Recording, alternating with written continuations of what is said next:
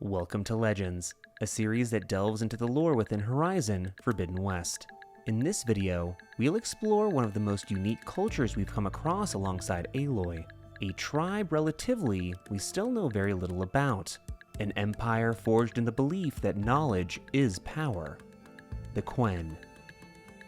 Of the many differences that set the Quen apart from the other cultures we've come to know, they're the only people we've encountered whose ancestors were not born from Aletheia 9. At this time, their exact cradle of origin remains unknown to us, but since we know they ventured to the Isle of Spires across the Pacific, likely candidates could be Aletheia 1 in northwest China or Aletheia 2 in southeast Africa. The best clue we have to the location of their homeland is one geographic feature that seems to personify Quen culture, that being the Great Delta, an area marked by a massive series of tunnels and waterways regulated by the ancient Leviathan project constructed by Atbay Global Infrastructure to control flooding in the region during the 21st century. Though this is a prominent and important region, it's inferred that the Quen hold even more territory than the Delta alone. Along with a different cradle of origin, one principal discovery early in their history would set them on a path far different than most in the world. With the purge of the Apollo archive in 2066, the first humans released from cradle facilities had no real knowledge of the civilization that came before, and would develop individual myths and legends to attempt to explain the ruined world they had come to inherit.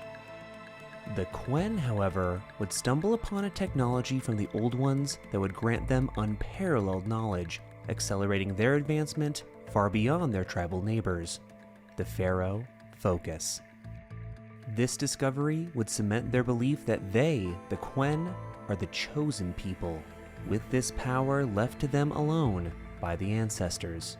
These devices would reveal much, a repository of knowledge they would dub as the Legacy, all that is not lost or forbidden. It is said it is in the darkness and lost places, among the ancient ashes and the bones of the before, that it lies waiting, a sacred record that must be defended from the ignorant and the envious. This sum of data the Quen have based their society upon, unfortunately, at least in the beginning, was incomplete. These focuses the Quen first discovered were only able to decipher data up to the late 2040s and mid-2050s at the latest. This would leave an incomplete picture of those they would come to idolize, many of which were eventually responsible for the fall of their world. These pivotal figures of the past would assume the role of godlike beings within their culture, known as ancestors, with figures of slightly lesser prominence referred to as assistants. These individuals were most often captains of industry, tech moguls, or acclaimed scientists, leading to much of the tribe's vernacular and symbology being adopted from corporate culture and digital iconography. Crowning achievements would place where these ancestors held significance within the Quen pantheon, and how their example came to further the tribe's culture. Those like Nikita Arand, whose achievements in clean-burning biofuel like Rama 5 in the 2030s, among other achievements, would earn her the title of the Spark among the Quen. Credited as the ancestor who gave rise to the Empire, lessons taken from her life would help raise the tribe from stagnation to abundance. Known as the Healer, scientist Song Jiao, who in her time made great strides in the field of gene therapies and life extension, came to represent vigorous life, advancing their people to push beyond the physical restraints that bound those not of the tribe. The Protector, Eric Visser, CEO of the human-operated mercenary corporation First Imperator, would provide wisdom of combat to give Quen warriors knowledge of battle and tactics to aid in the tribe's successful conquests. The Patron, Peter Shimvumbe, who furthered the efforts towards digital transcendence with his work in the founding of the Center of Transhuman Studies, is often referred to as an example to stifle dissension within their society. And the greatest ancestor, Ted Pharaoh, the Renewer, who, in the era that the Quen know of, funded many pivotal efforts of the Clawback Decade and came to be a symbol of inspiration against hopelessness in the face of adversity. Unfortunately, his assistant, Dr. Sobek, is not given the credit she should warrant, only that she worked closely with Pharaoh, his harbinger, and helped greater ancestors overcome their obstacles. Up until 2048, her work was still under the umbrella of FAS, before resigning in the wake of their shift towards automated military technologies. With this knowledge, the Quen would expand and conquer other cultures that threaten their dominance. Naval expertise and superior strategy would give birth to the Quen Empire, a tribal power that has not only subdued all that would stand against them, but demand the obedience of their own people without question. This power is maintained within the empire through the carefully curated knowledge permitted to the populace at large from the legacy.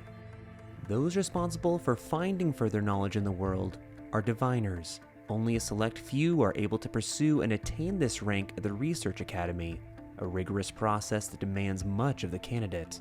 Once accepted for study, they are not permitted to leave unless granted special permission and an escort, cutting them off from their families and loved ones. If able to pass the divination exam, they will earn the rank and be granted a focus, a relic of both purpose and responsibility, as they have been passed down from generations of past diviners to their present wielders, entrusted with a sacred task. For perspective to the gravity of their task, not even those of the imperial family are permitted a focus. With this training, their code demands much in order for them to honor and respect the legacy they seek to uncover. It's said a diviner must follow the truth wherever it leads. Many Imperials sponsor diviners in hopes of finding something the Empire can put to use, and thus gain favor with the Emperor. Though the principle of the few diviners the Empire has is in finding truth, this intermingling with politics has led to a system that is less than honest. Though the leader of the Quen state is the Emperor and the Imperial family, one could argue that the true power at work within the tribe belongs to the Board of Overseers, a group that curates the data discovered by diviners and decides what's fit for the populace to know. Data seen as detrimental to the stability of the Empire is deemed heretical and forbidden.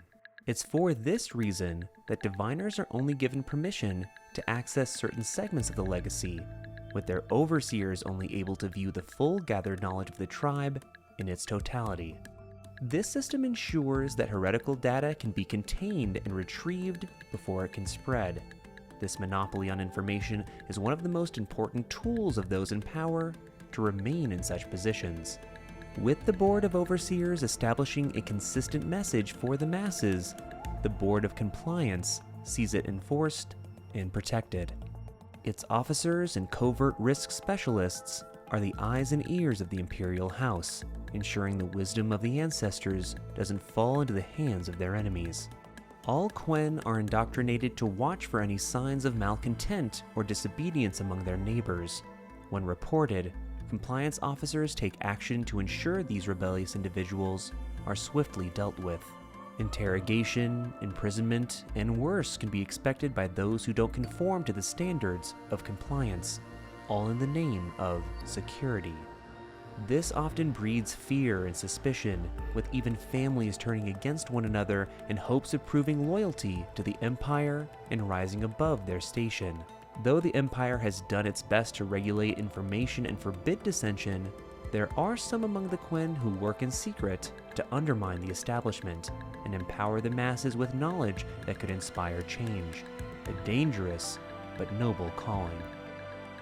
Like all in the 31st century, the extinction signal and the fall of Gaia in 3020 would have global ramifications. As the machines turned more aggressive and the global climate began to turn ever more chaotic, the Quen would find themselves fighting for survival as well.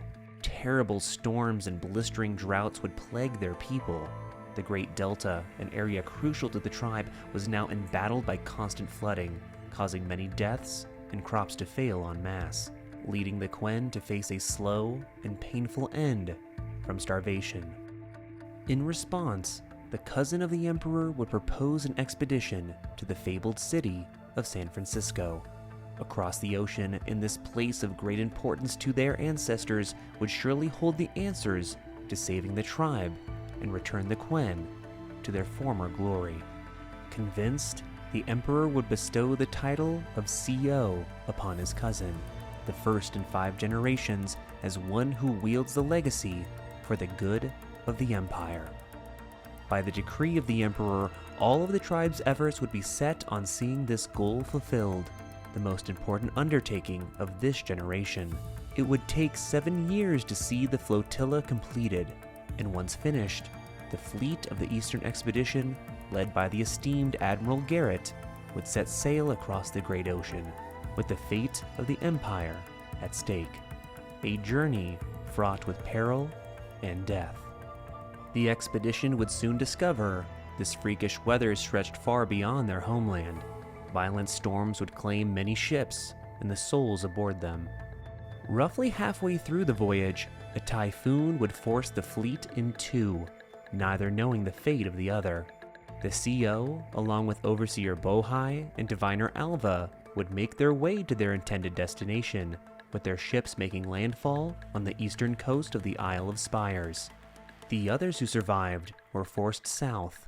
Under Admiral Garrett's command, those like their navigator Kina and her marine sister, Seika, would find refuge among the inhospitable lands of the burning shores. Both groups would establish makeshift settlements once on solid ground, with Legacy's landfall to the north and Fleet's End to the south. Though they had successfully made it across the great ocean, the challenges were far from over. These strange lands greeted the Quen with nothing but death and violence, both facing dangerous and fearsome machines, and those in the north having to contend with the local Tanakh from time to time made progress difficult. Though this battle for survival claimed many, over the next year, the Eastern Expedition still managed to find leads to discovering new data from the Legacy. In the Isle of Spires, the location of Ted Pharaoh's deluxe bunker, Thebes, was uncovered, along with the FAS greenhouse facility on the mainland. Diviners would seek out these places, as was their mandate, with some findings more useful to the Quen as a whole. Due to the agricultural research done at the greenhouse, the data within promised to provide solutions to the tribe's trials against starvation. Thebes, however, was more of a personal crusade to uncover the secrets of the Quen's greatest ancestor, a man whom the CO felt spiritually tied to across the centuries. But even after extensive excavation and draining the dig site, it was inaccessible. Pharaoh's final legacy just out of reach. To the south, Diviner Enki was on his own mission of discovery. Though he had originally intended to find what he could in the ruins of San Francisco, a small scrap of data would prove he could still further his cause while stranded in Los Angeles. He and his allies had uncovered the location of a priceless shipping manifest, one that could identify undiscovered stockpiles of countless focuses in the Great Delta, a boon to the spreading of unrestricted knowledge to the masses, undermining the authority of compliance and the imperial system as a whole. When Aloy first encountered the Quen at the greenhouse in her search for Gaia subordinate function, Demeter, she, like any other barbarian, was met with hostility. Only after meeting Diviner Alva and gaining her trust by helping her find data that could help her family and her people was she able to understand more of the Quen culture, along with the location of Legacy's landfall, a place where Aloy would eventually find herself in search of Ted Pharaoh's Omega clearance. Thanks to Alva, Aloy had been identified as a living ancestor, an astute observation being the genetic match to Elizabeth Sobek, and one that would give her more sway over Quen leadership to achieve her goal. After meeting with Overseer Bohai and the CO, she would learn they had discovered the lost bunker. If she could defeat the Apex Thunderjaw that had cut them off from the dig site, then Thebes would once again be accessible. When the machine was defeated, Aloy and Alva would descend beneath the ruins of the Great Pyramid to the sealed door. With the facility designed to solely open for Pharaoh, Aloy took to the submerged depths beneath the bunker and gained access to this monument to himself, opening the way from within.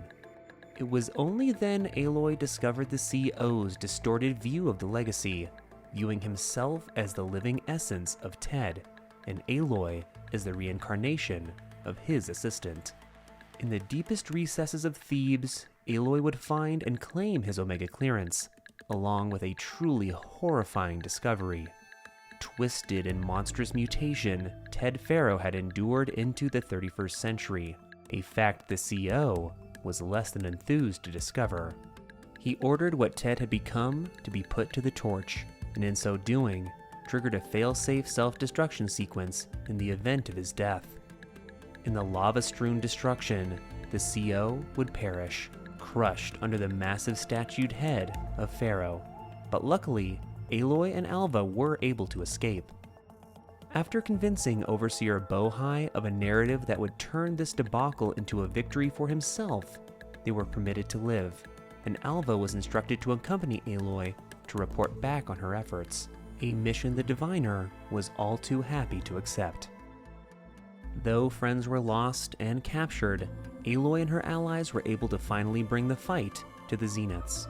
With Sylens' weapon, the base was stormed, and those who had fled Earth nearly 1,000 years before were brought to an end. Or so it seemed, but more on that in a moment. With the data that had been uncovered, a group of Quen set sail back home, with a contingency left at landfall to continue their work on the continent. After a time, Sylens would contact Aloy with a disconcerting discovery, and the two would meet at Tilda's mansion. Upon further examination, of the 13 Zeniths who had returned to Earth, only 12 had been accounted for. Aerospace magnate and entertainment mogul Walter Landra had not been among those at the battle, and had returned home to LA sometime before. A dangerous loose end that had to be resolved if preparations to confront Nemesis could move forward.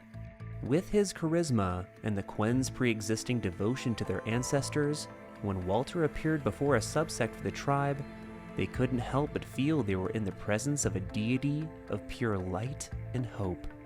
A persona Walter was more than happy to indulge to his own selfish ends. Among those seduced was Seika's sister, Kina, who proved quickly to be one of Walter's favorites. These Quen would serve him, excavating ancient ruins from his past to uncover what he would need to see his plans through. After crash landing at the shores, Aloy would meet Seika, and the two would work tirelessly to uncover Walter's plan and free the Quen that had fallen under his spell. Unfortunately, though Walter wished to leave Earth behind, his release was not a viable option. The ship he intended to build for his escape, constructed via the fabrication capabilities of an ancient Horus, utilized a failed prototype of a nuclear thermal rocket. Though it would give the ship the ability to successfully leave the planet, the estimated lethal fallout it would create would cover a 1,000-mile radius. Along with his wish to depart, he didn't want to do this alone, and he would use brainwashing tech to ensure those he brought with him would be forever agreeable to his wishes.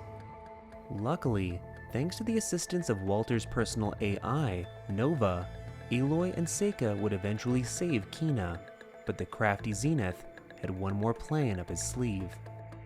Despite destroying its cooling mechanism, Walter was able to awaken a metal devil, a machine that brought the ancient world to heel, and one that would surely destroy the Quen at Fleet's End, just to start. With Seika distracting the machine from the skies, Aloy took full advantage of it overheating and managed to do enough damage to find her way inside. Within, she battled Walter, who would meet his end electrocuted while piloting the Titan. With the threat gone, the Quen in the burning shores could finally focus on the challenges still ahead. Aloy would establish a connection with Alva back at landfall, with the hopes of coordinating a way to reunite the two halves of the expedition. With Kina's return, they now have a navigator that could aid in this effort and beyond. Aloy and Seika also became close in this latest chapter, with the decision as to how Aloy chooses to address those feelings being left to the player. All in all, we still have much to learn about the Quen, their homeland, the Imperial family, the boards that hold such sway over the Empire, and the fate of the tribe as a whole are still a mystery. Mysteries that would be incredible to uncover. if Aloy is ever able to cross the great ocean herself to the empire of the Quen. And that brings our journey to an end. If you'd like to see more content like this, likes and shares are always appreciated, and if you're hungry for more Horizon lore, consider subscribing and checking out the rest of our lore library. Also consider joining our Discord and our membership community to get exclusive access to more content on the lore of Horizon. And as always, thanks for watching, and keep questing.